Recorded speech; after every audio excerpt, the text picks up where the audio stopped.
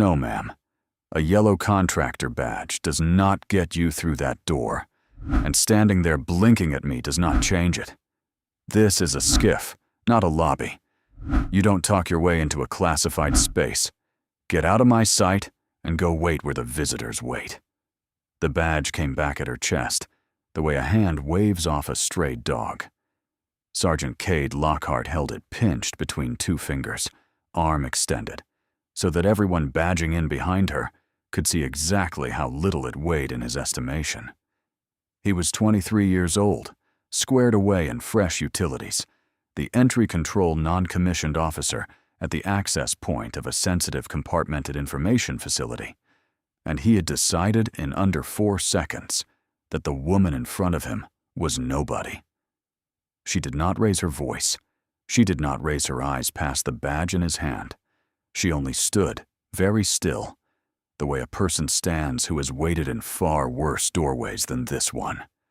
The vestibule was a narrow throat of poured concrete and steel. A blast door sealed the inner end, its access panel showing a steady red. A cipher lock blinked beside it. Along the counter to the left ran the security manager's station, glassed in, and behind that glass, a heavy-set man in a polo shirt had stopped typing. The morning brief crowd shuffled through the turnstile in a slow line. Majors with coffee, 2 sergeants major, a knot of analysts with lanyards, all of them flowing around the still point the woman made, the way water moves around a stone it has not yet noticed.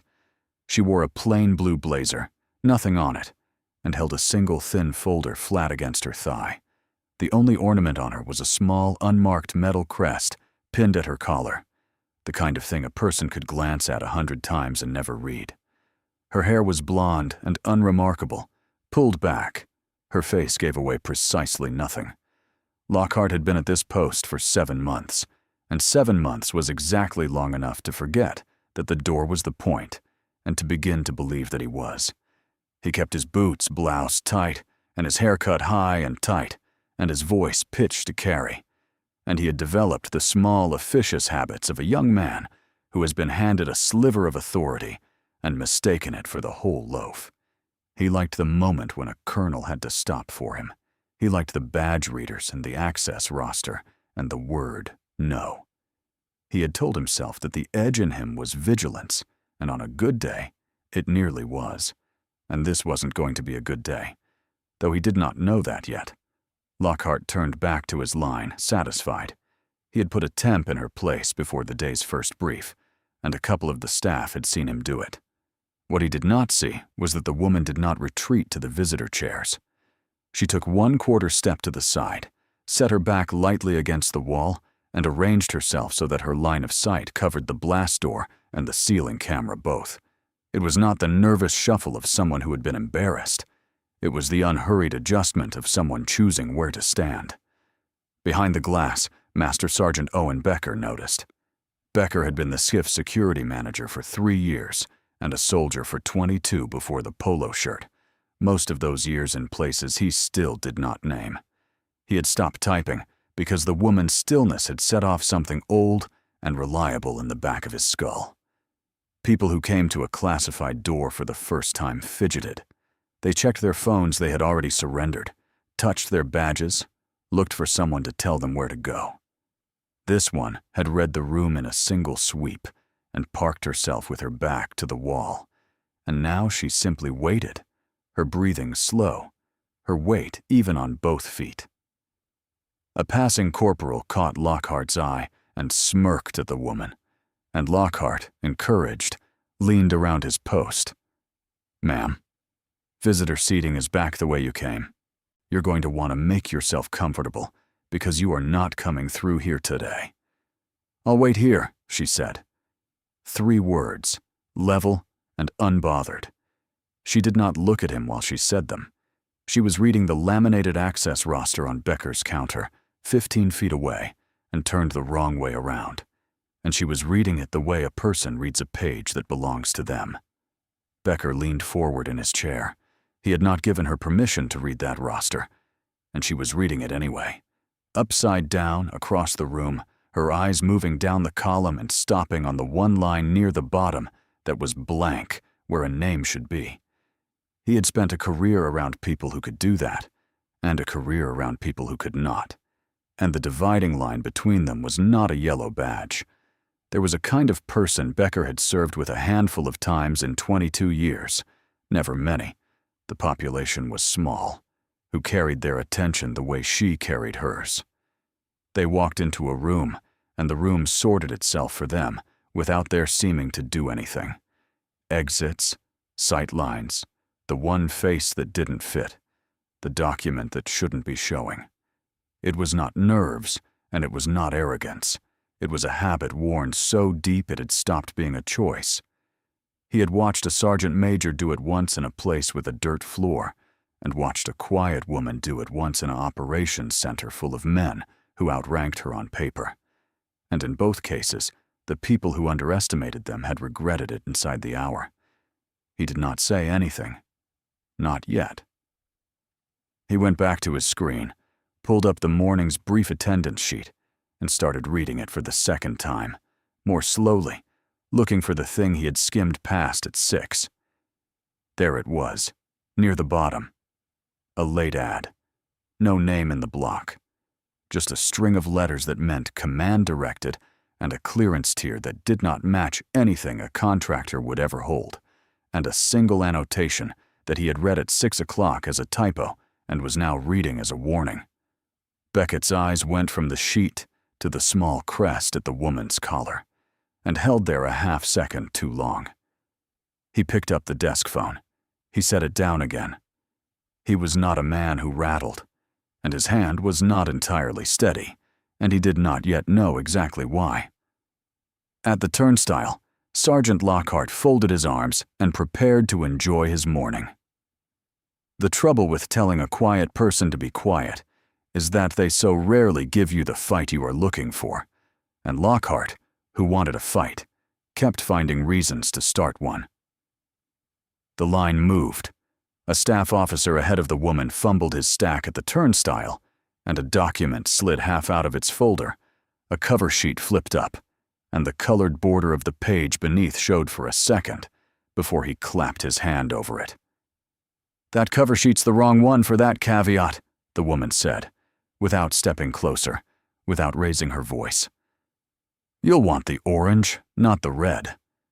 She looked away as soon as she said it, the way a person corrects a stranger's grammar and then pretends they hadn't, to spare them. The staff officer looked down, saw she was right, and swapped the sheet with a muttered thanks. Lockhart's head came around. "Did anybody ask the temp?" he said. "Eyes front, ma'am. You're a guest in this building, and you're not even that yet." She said nothing. Becker, watching through the glass, felt the thing in the back of his skull tighten another notch. A contractor did not know which cover sheet went with which caveat at a glance from 6 feet away. A contractor did not know there was a difference. He came out of the booth on a pretext, lifting the access roster off the counter as if to check a name. And as he did, he watched her eyes follow the laminated card while it moved. Track it. Read the inverted column again. Find the blank line again. And he understood that she had not been idly staring. She had been confirming something. He had spent 22 years learning to read people by the things they did when they thought no one was watching, and everything this woman did when she thought no one was watching said the same word, over and over, and the word was not contractor. A young analyst near the front got tangled in a procedural question and turned, by reflex, to the man in the uniform. "Sergeant, if I'm read on for one program but the brief covers 2, do I—" Lockhart started to answer, and got the first half right and the second half wrong, the way a man does when he has memorized the poster but never had to use it. The woman supplied the rest in a single clean sentence. The exact procedure, the exact exception, the name of the form, and then closed her mouth and went still again. "Thank you, ma'am," the analyst said, gratefully, to her and not to him. Lockhart's jaw worked. He did not like the shape the morning was taking. He had set out to put a nobody in her place, and the nobody kept knowing things. And every time she knew a thing, the air in the vestibule shifted a degree away from him and toward her, and he could feel it without being able to name it. Becker felt it too, but Becker was doing arithmetic. A command-directed late ad with a clearance tier off the top of the chart. A woman who read rosters upside down and corrected caveats and quoted procedure cold. A small crest at her collar that he had now looked at 4 times and was beginning, against his own hope, to place. He had seen one like it exactly once, years ago, on a man who had walked into a tactical operations center in a war zone and made 3 lieutenant colonels stand up without being told to. He carried the roster back into the booth, sat down, and looked at the crest a 5th time. Then he picked up the desk phone for real, dialed the brief coordinator upstairs, and waited, watching the woman wait. 2 patient people in a room full of impatient ones. "This is Becker at the South SCIF entry," he said quietly when the line picked up. "I need you to confirm something on the late ad for the 0800. No, I don't need the name. I need to know if the name I'm not allowed to have is already in the building." The line told him to stand by. He stood by. Across the vestibule, Sergeant Lockhart was warming to an audience. The corporal had drifted back, and a staff sergeant with a fresh coffee had stopped to watch, and Lockhart, who was a different man with a crowd than without one, began to narrate the woman to them like an exhibit. "Badge police over here's been trying to teach me my job," he said, jerking a thumb. 20 minutes she's been standing there correcting cover sheets. 20 minutes. You believe that? The corporal laughed, because that was his role. The staff sergeant grinned over his cup. Somebody called her the auditor, and somebody else called her the cover sheet lady. And the names landed in the small, mean way that names land when a group has agreed to make one person the morning's entertainment. There is a thing that happens in a hallway when a crowd finds a target who will not fight. The cruelty does not stay the same size. It grows because each person tests the edge of it and finds no resistance and pushes a little further. And the pushing feels like permission, and the permission feels like fun. None of them, alone, would have said the things they said. Together, with a woman who only stood quietly and would not give them the satisfaction of a flinch, they discovered in themselves a meanness they would not have admitted to owning. The woman absorbed it, the way a wall absorbs a thrown ball. She did not give it back. She did not even seem to catch it. She simply let it strike her and fall to the floor, and stood where she stood. "Chairs are that way, sweetheart," the staff sergeant said, and gestured with his coffee, sloshing it toward the visitor seating as if directing traffic. His elbow swung wide on the gesture and clipped the edge of her folder. The folder moved. She let it move, did not snatch at it, did not flinch, simply allowed her hand to ride the contact, and then, when the elbow had passed, reset the folder flat against her thigh with a single unhurried motion. No fumble, no wasted inch. Her balance never changed. To the staff sergeant, it looked like nothing. To Becker, watching, it looked like a person who had been trained until economy of motion was the only kind of motion left in her, and who had then kept that training for so long, it had become the way she stood in a hallway holding a folder. "I'm fine here," the woman said, to the offer of the chair. "Thank you." She did not move toward the seating. She stayed exactly where she was, back to the wall, eyes on the door, and the crowd read it as a slow woman who could not take a hint, and Becker read it as a person holding a position. The way you hold a position when leaving it is not an option you have given yourself. The laughter had a momentum now. Lockhart was riding it. He had a captive audience and a target who would not fight back, and there is a particular cruelty that grows in a young man under exactly those 2 conditions, fed equally by the crowd's approval and the target's refusal to give him a reason. The room had decided who she was. The room was wrong. every single person in it, and only one man behind a pane of glass knew it, and he was on hold. If you have ever watched a room decide a quiet woman is nobody, stay with this one, and subscribe to the Veteran Vault.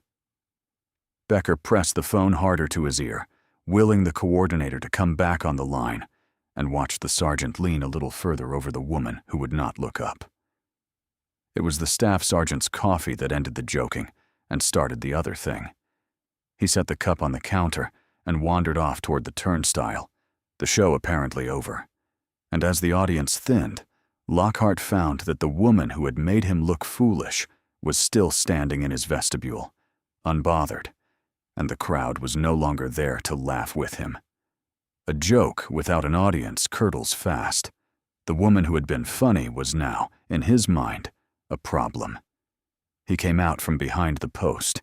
He squared up to her, boots planted, shoulders set, the stance a young man takes when he has decided to make his body the argument. And he dropped his voice into the flat official register he used when he wanted to feel like the building belonged to him. All right, we're done playing. You know caveats. You know read-on procedures. You corrected my analyst on a form most people in this building couldn't name. And you're standing here with no escort and a temporary badge that says contractor. He tilted his head. So either you're lost, ma'am, or you're a problem. People who know that much and have a badge that says that little are exactly what I'm standing here to stop. Which one is it? Neither, she said. That's not an answer. It's the honest one. He didn't like that. He flicked 2 fingers at the small crest pinned to her collar, the way a man flicks at a moth. And lose the pin. Whatever that's supposed to be, some little bit of brass you found somewhere. You don't get to wear something that looks official into my building to make people think you're somebody. People who never earned anything love to pin on things that look like they did. Take it off. The vestibule had gone quieter. A couple of the lingering staff had turned to watch, not laughing now. I'll keep it, she said. 2 words, very low. And for the first time, something moved behind her face. Not anger, not fear, just a stillness that deepened, the way water goes flat and dark before it goes deep. You'll keep it, Lockhart repeated. And there was an ugly satisfaction in him now, because he had finally found the thing she would not let him have. And a young man looking for leverage will always push on the one thing that holds. We'll see.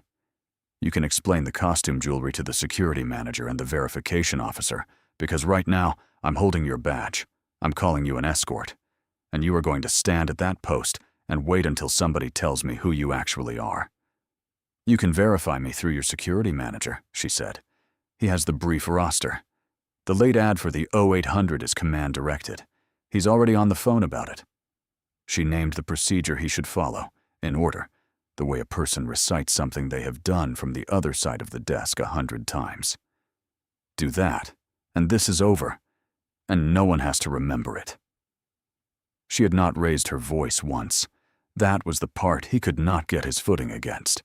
He had dealt with angry colonels and impatient majors and contractors who threatened to call somebody, and he knew how to stand inside another person's anger and let it break on him, because anger told you where a person's edges were and gave you something to push back on. She gave him nothing to push on. She answered his heat with room temperature, his volume with quiet, his certainty with a calm so complete that it made his own certainty start to look, even to him, like noise. It was the calmest, most correct thing anyone had said in the vestibule all morning, and it was precisely the thing that frightened Lockhart, though he would not have used that word. People who were lost did not know the verification procedure. People who were a problem did not invite you to verify them. She was neither of the things he had decided she was, and rather than let that knowledge in, he did what cornered young men do. He doubled down. Behind the glass, Becker got his answer at last. The coordinator's voice came back tight and fast, and Becker listened, and his face changed. and he was already standing before the sentence finished. The name he was not allowed to have was already in the building. It had come through the south entry at 0741. It had not gone up to the brief. And the annotation he had read at 6 as a typo was not a typo. It was the second word the coordinator said, and it landed in Becker's chest like a dropped weight, and Becker came out of the booth fast. Lockhart's hand had drifted to the badge clip at her lapel. "Sergeant," Becker said, crossing the vestibule, his voice pitched low and even, and absolutely not a request. "Hands off the badge. Step back to your post and let me run this." Lockhart did not step back. He had a crowd's worth of pride invested now, even with the crowd mostly gone, and the security manager telling him to stand down in front of the stragglers felt like one more person trying to take his vestibule away from him. "With respect, Master Sergeant, this is my access point. She's unescorted, she's evasive, and she's wearing unauthorized. Son." Becker stopped a foot from him, put his body half between the sergeant and the woman, and said it quietly enough that only the three of them really heard it. "You have no idea whose access point this is." For a second, something flickered in Lockhart's face, the first faint draft of doubt. Becker saw it and tried to give him the door out, because that was what a good senior man did, even for a sergeant who had not earned it. "Listen to me. Take a breath. The roster's being verified upstairs right now, and it is coming back exactly the way she said it would. This is not the hill. Step off, square your post, and in 5 minutes nobody remembers the morning you almost had." He let his eyes go, once, to the small crest at the woman's collar, and his voice dropped to almost nothing, and the sentence he said had a unit in it. 3 syllables that most of the people in the building were not cleared to hear, and saying it made his own throat tighten. "I have seen that pin one time in my life. You do not want to be the man who tried to take it off her." Becker watched the doubt rise in the sergeant's face and watched the sergeant beat it down, and he felt something close to grief, because he had seen this exact sequence before in men who did not survive it, with their careers intact. The door out was right there. It was always right there, in moments like this one. All a person had to do was let the small voice that said you might be wrong about this finish its sentence. But pride is louder than that voice, and a crowd is louder than pride, and the sergeant had built his whole morning on being right in front of people, and the cost of being wrong now, out loud, in the open, felt to him larger than the cost of being wrong forever. So he reached for the larger error to escape the smaller one, the way a drowning man climbs onto the person trying to save him. The woman, through all of it, had not moved against either of them. She had let Becker step in front of her. She had let a junior man have the room to be right. And that, more than anything else, was what told Becker he had it correct, because the only people who give a frightened young man room like that are the people who have nothing left to prove and remember being frightened and young themselves. But Lockhart felt the stragglers watching him be corrected, and the heat of it climbed his neck, and he made the choice that the heat made for him. "No," he said, louder, reasserting, performing control to cover the doubt. "Badge is confiscated until verification. She's detained at the post. Master Sergeant, you can run your phone calls all you want. Until somebody puts a name to her, she doesn't move." And he reached out and took hold of her forearm, just above the wrist, to steer her to the post. What the young Marine in the pressed camis did not know is what the next 2 minutes would teach him in front of everyone he was performing for. Subscribe so you do not miss it. His hand closed on her arm, and somewhere far away, in a memory she carried like a second spine, another hand had closed on another arm, and the woman went somewhere the vestibule could not follow. She had stood in worse doorways than a SCIF vestibule. She had stood in one with her hand flat on a breach charge and 4 lives on the wire behind her. It was a denied place 11 years gone, a compound on the bad side of a border, a night so dark the stars looked drilled into it. She had been 31 then, a senior captain running the assault element, and the call sign the net used for her was already the one that would follow her the rest of her career. The hostage was 11 rooms deep behind mud walls and men with rifles, and the plan was good, and the plan held right up until the moment plans stop holding, which is always. The hostage had been a contractor too, as it happened, a civilian engineer taken off a road and held for 9 months, while the world forgot him and his wife did not. That was a thing she had thought about more than once in the years since, and she thought about it again, briefly in the vestibule, with a different contractor badge pinned to her own chest. How the word told you nothing about the person wearing it. How she had crawled through 11 rooms of the dark for a man whose whole identity that night was a yellow category, a nobody, a temp the world had stopped looking for. They made the recovery clean. They had the package, alive, moving, and then the night went loud on the exfil, the way nights do all at once, the dark turning to noise and muzzle flash. And a position had to be held so the hostage and the wounded could move, and there was exactly one person in the right place to hold it. She held the breach point alone. She would not, in 11 years, describe to anyone what those minutes were. The narrator will not describe them either, because some things are carried, not shown. What can be said is this. She bought the minutes.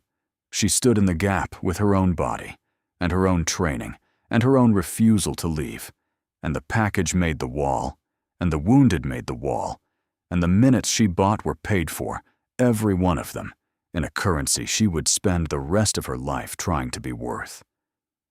Staff Sergeant Will Hooper had been her assault partner for 2 years, and her friend for longer.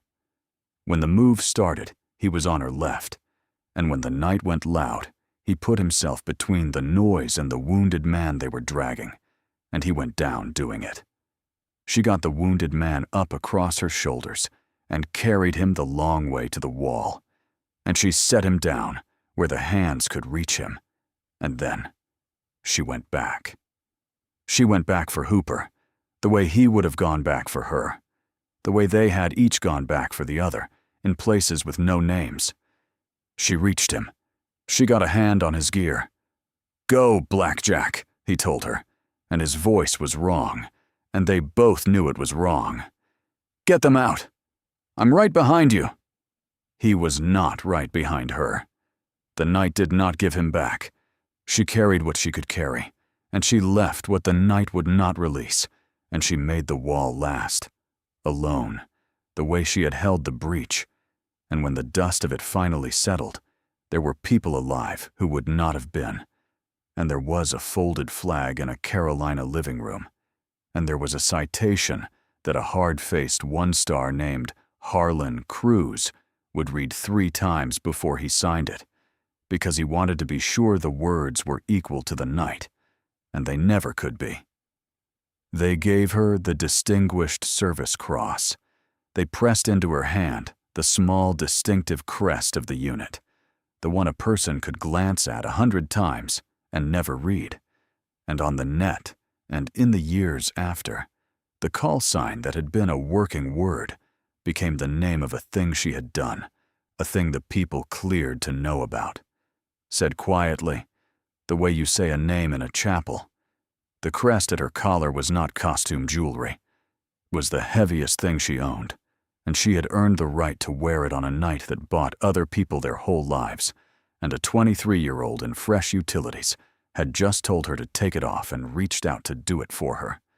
His hand was still on her arm. She came back into the vestibule the way she did everything, without visible motion, and she looked down at the hand on her forearm, and then up at the boy it belonged to. "Take your hand off my arm, Sergeant," she said. "I won't say it twice." He didn't. Worse than didn't. He tightened his grip, because letting go now meant backing down in front of the room, and at the same time, he reached up with his free hand to strip the crest off her collar, to take the one thing she had told him twice she would keep. That was the thing she would not allow. Her free hand came up and closed around his wrist. It was not a strike. There was no scene, no flourish, nothing the camera in the ceiling would flag. It was a grip, that was all. Her fingers closing once around his wrist, and his hand stopped 2 inches from her collar and did not travel the last 2 inches, no matter what he did. He pulled. The hand did not move. He set his shoulder and put his weight into it, the full strength of a fit 23-year-old Marine. And the woman's arm did not so much as tremble, and her face did not change. And for 1 long second, the boy's bravado met something underneath the plain blue blazer that he could not budge a 1/4 of an inch. For 1 second, the boy's hand was held the way a door is held by its frame, and for 1 second, his face did not know what it was looking at. Then she let him go, because she had decided to, and she set his wrist down gently, almost kindly, and stepped back to her position against the wall. Restraint. Not retaliation. She could have done a great many things in that second, and she chose to do almost nothing. And the almost nothing was more frightening than violence would have been, because violence is a young man's language, and this was a sentence in a language he didn't speak. It is one thing to be beaten. Every man who has trained has been beaten, has been put on the mat by someone bigger or faster, and there is no shame in it, and no mystery either. It is another thing entirely to put your whole strength into a thing and have it simply not move, to meet in a woman in a blazer in a hallway, a quality you cannot name and cannot push through, and did not know existed. That was what unspooled Lockhart. Not that she was strong, that she had not bothered to be strong, that she had spent the smallest possible amount and held him anyway, and then handed his own wrist back to him like a coat he had dropped, and the whole exchange had cost her nothing she was willing to show. Becker, beside them, had gone very still. He knew what he had just seen. He had not seen a contractor panic. He had seen an operator's economy, a person spend exactly as much force as the moment required and not 1 ounce more. And he had seen it from the inside of a career, and he knew that you did not learn it at a desk. The straggler sensed the air change without understanding it. Lockhart felt his own wrist where her fingers had been, and the unfamiliar fact of having been held, of having pushed with everything he had against a woman in a blazer and accomplished nothing, lit a fear in him that he could only metabolize as anger. So he got louder. He called again for the escort, for the verification officer, for someone to come and put a name to this woman and make the morning make sense again, doubling down to cover the cold thing crawling up his spine. At the inner end of the vestibule, the access panel on the blast door cycled. The steady red went to green. The cipher lock chirped. Down the corridor beyond, there was the small, unmistakable sound of staff coming to attention. Chairs pushed back. Conversation cut off mid-word. The particular silence that falls when something with stars on it walks into a room. Lockhart, still gripping the confiscated yellow badge in his fist, did not turn around. The blast door swung inward, and Lieutenant General Harlan Cruz came through it with his aide a step behind, and the temperature of the morning changed for good. Cruz was a lean, gray man with 3 black stars on his collar, and the kind of face that had read too many citations and signed too many letters to families. He had come down to walk into the brief from the secure side, the way he liked to, unannounced. His aide, a young captain named Theo Wren, came through at his shoulder with a folder of his own, and the alert, slightly anxious bearing of a man whose whole morning is other people's schedules. Lockhart heard the brass, and his body obeyed before his brain caught up. He snapped to attention, badge still in his fist, and launched into his report, because reporting a situation to a senior officer was a thing he knew how to do, and he badly needed to do something he knew how to do. "Sir, General, I've got an unescorted contractor at my post refusing to—" Cruz was not listening to him. The general's eyes had crossed the vestibule in the flat, fast sweep of a man who has walked into 10,000 rooms, and the sweep had snagged on something and stopped. Not on the sergeant at attention, not on the security manager. On the small crest pinned to the collar of the woman in the blue blazer, the crest a person could look at 100 times and never read. The one Cruz did not have to read, because he had held one exactly like it in his own hand on a cold morning 11 years ago, while he tried to find words equal to a night that had no equal words. His gaze rose from the crest to her face. The recognition was total and instant, and it rearranged everything in him. "Blackjack," he said. The word dropped into the concrete throat of the vestibule, and every small sound stopped. "General Cruz," the woman said. And then Lieutenant General Harlan Cruz, 3 stars, commanding general of the entire command, did the thing that made Sergeant Cade Lockhart's morning end. He came to attention, fully, deliberately, the way a man comes to attention when he means it all the way to the floor. And he raised his hand and rendered the first salute to a woman the Marine had spent 40 minutes trying to throw out of the building. 11 years ago, Cruz said, holding the salute, his voice pitched to carry to every frozen person in the vestibule. I signed the citation that goes with that pin. I read it 3 times because I could not make the words big enough. He lowered the salute only when she returned it. "Sergeant, the contractor you have been trying to remove from this building is Colonel Diane Ridgway. She is the incoming commander of the task force whose door you are standing at. And the pin you told her to take off was put on her by people who watched her earn it. It is a terrible thing to watch a young man's face do all of its work at once." Lockhart's expression ran the full distance in about 3 seconds.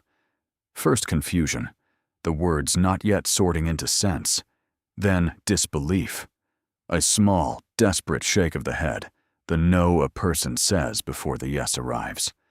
Then recognition. The badge in his fist suddenly scalding. The wrist he had pushed against suddenly explained. Every correct thing she had said all morning suddenly clicking into the one shape they had always made.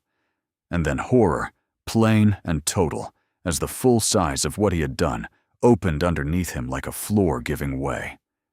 Around him, the vestibule came to attention. The 2 sergeants major were already up and rigid. The majors stood. The analyst stood. The corporal who had laughed stood, white-faced. The staff sergeant with the coffee stood with his cup forgotten in his hand. The whole room, every soul who had decided she was nobody, came to its feet for the woman against the wall. And not one of them, standing there, could unremember the last 40 minutes.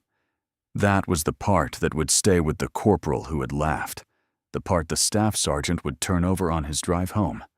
That the contempt had felt so natural while it lasted, so obviously earned by the slow, strange woman who would not take a hint, and that all of it had been built on nothing but a badge color and the assumption that quiet meant small. They had been so sure. The sureness had cost them nothing in the moment, and it had been, every ounce of it, wrong. And now they stood at attention inside the wreck of their own certainty, and understood that the only person in the room who had behaved well toward her was the security manager behind the glass who had simply paid attention. Becker let out a long, slow breath, and for the first time all morning, the thing in the back of his skull went quiet, because the world had finally arranged itself the way he had known it should. Colonel Diane Ridgway returned the general's salute, crisp and unhurried. Then she lowered her hand and turned her steady, unreadable eyes on the young Marine who had told her to get out of his sight, and the whole standing room waited to see what she would do to him. What she did first was nothing, which was the hardest thing.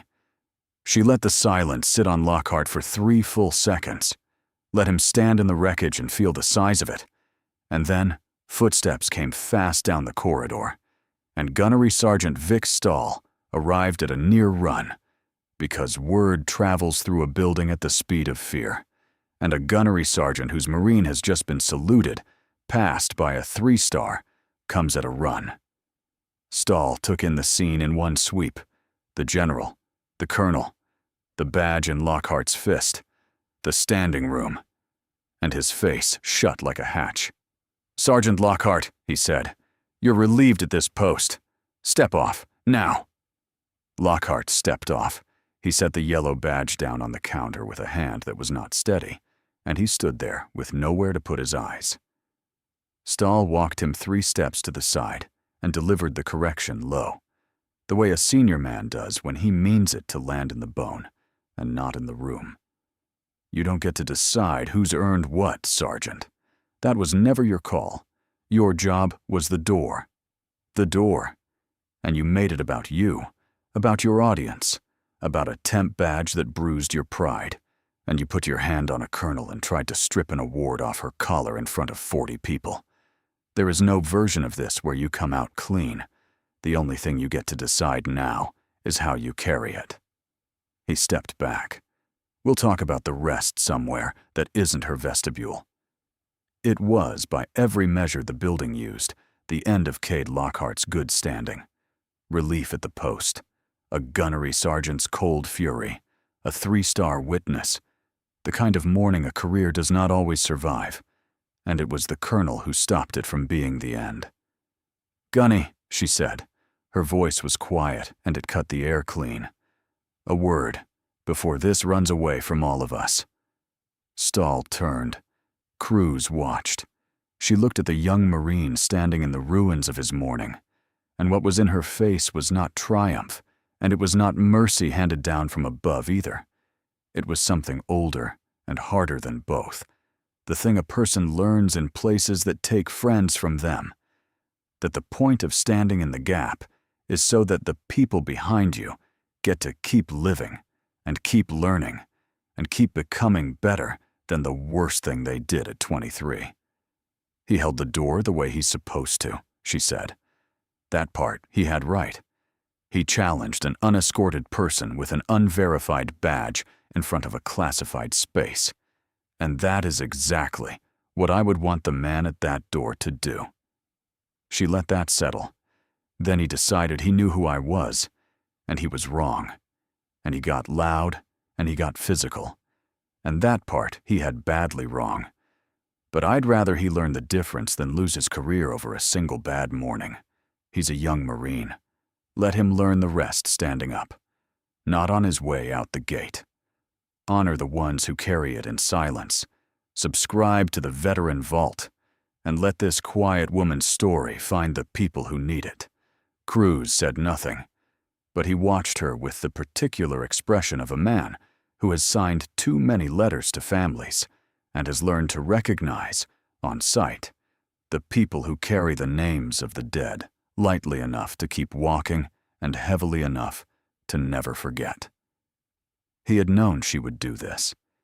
He had read her citation 3 times 11 years ago, and somewhere in the 3rd reading, he had understood what kind of person the words described, and the woman declining to destroy a foolish sergeant was exactly that person, and it did not surprise him at all.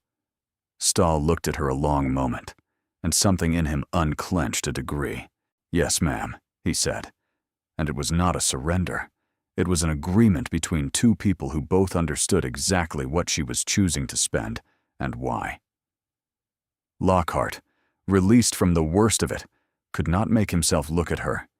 He stared at the counter, at the badge, at his own boots. And then, because she had just given him something he had done nothing to deserve, he made himself do the one honest thing he had left. He brought his eyes up to hers, and he held them, and his voice cracked on the first word and steadied on the rest. "Ma'am, I was wrong, about all of it. I'm sorry." "I know," Colonel Ridgway said, not unkindly. "Now you know it too. That's the only part that was ever going to matter." That evening, when the briefs were over, and the building had emptied to its skeleton shift, The colonel walked the long, quiet corridor to the command's memorial wall, where the names of the unit's dead were cut into dark stone in a hall lit low. She found the name without searching. Her fingers knew the way. She set 2 fingers against the etched letters of Staff Sergeant William Hooper, and she stood in front of it with the stillness that had unsettled an entire vestibule that morning, except that here, in front of this, the stillness had somewhere to go. The small crest at her collar caught the low light and held it. Behind her, a respectful pace back, stood Cade Lockhart. He had asked to come. Stahl had let him, and had not come himself, because some lessons a man has to take, standing alone behind someone better than he had been that morning. The young Marine did not speak. He read the name on the wall and the dates, and he did the arithmetic of them. A staff sergeant, dead at 29, 11 years gone, and he understood for the first time all day what the pin at her collar had cost and whose name was folded inside it.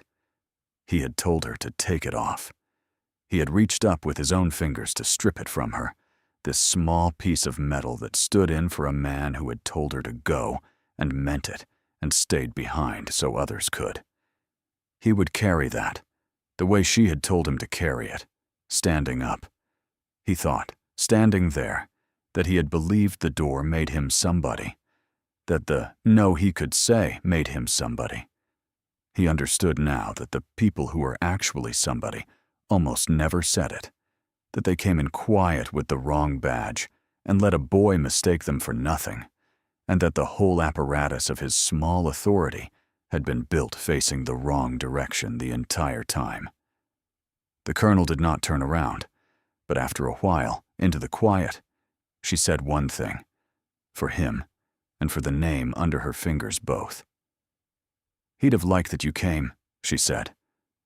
"He always thought the loud ones could still be saved. He was loud once too before he wasn't. The good ones usually are, at the start. The trick is living long enough to learn the difference, and then living the way that difference asks you to." Lockhart stood very still behind her, learning it. The valor never needed to shout. It had never once raised its voice in that vestibule all morning. It had only stood very still, with its back to the wall, and waited for the room to learn what it had been looking at the whole time. Some warriors fade quietly into the years, but the valor never leaves them. Honor the ones who carry it in silence.